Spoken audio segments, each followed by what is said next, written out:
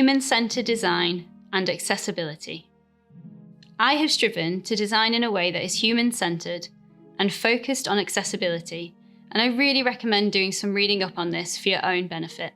A great book I was recommended to read is Design of Everyday Things.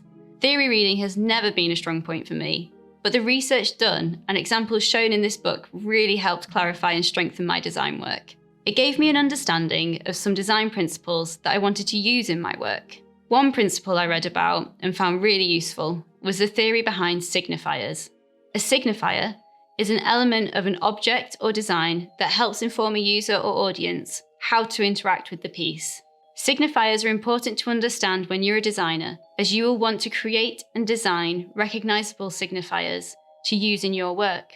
A signifier you may know from everyday life is a push-pull door. On the push side is a flat metal rectangle.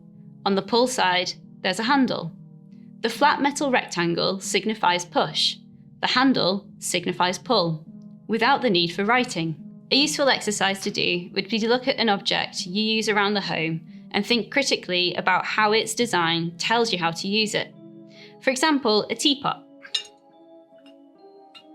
Teapots have a flat base, which helps show you that's how it's going to sit on the surface. If you were to pick it up and place it on its side, it's not very stable. Teapots also have a handle and a spout.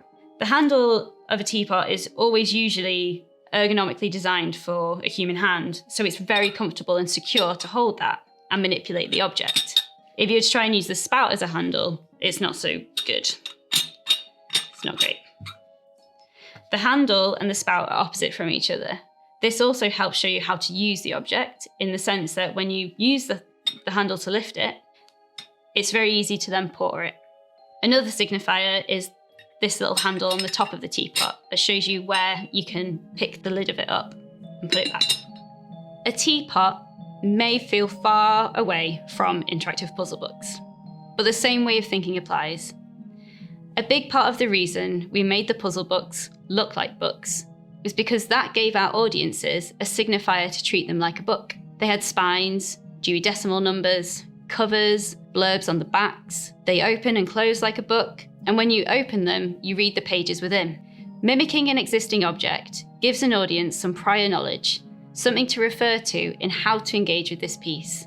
However, the rest of the interaction our audience had with the Lost Librarian was new and needed to be taught and signified by us through the experience. An example of this is the use of capacitive touch sensors, which essentially allowed us to create touch wood, like a touchscreen phone. On the covers of the locked books, we use capacitive touch sensors. Behind every illustration is a sensor. But how do we tell the audience that that is the element that they need to engage with? We engraved the images into the wood, so it gives you a more tangible and tactile experience when you touch the books. And also, I circled all of them, kind of creating a sense that that was a button. It kind of draws your eye to those areas and helps show people that that is the element that they need to engage with.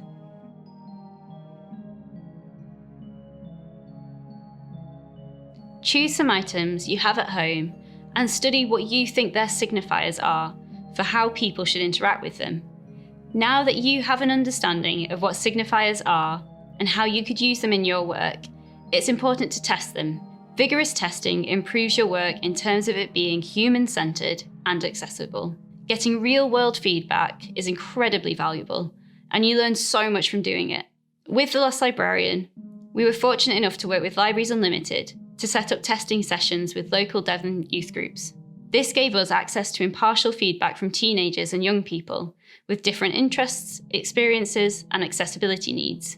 The Lost Librarian's target demographic is teenagers of 13 to 19 years old, and as such, our writer on the project, Matt Gibbs, worked to target their reading age.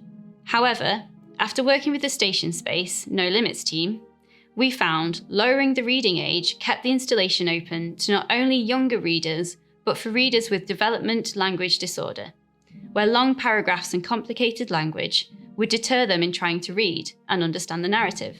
A large element of the installation being made for the libraries was to encourage and celebrate reading. This decision also improved accessibility to audience members with dyslexia. Keeping the accessibility of the installation as open as possible also meant researching and testing font styles. We wanted to match some of the fonts we used to the theme of the installation, medieval England. And so we looked at handwritten styles and calligraphy. But they also needed to be clear. It took a little longer to find the right fonts, but the extra work was so worthwhile doing as it ensured the enjoyment of the artwork for more people.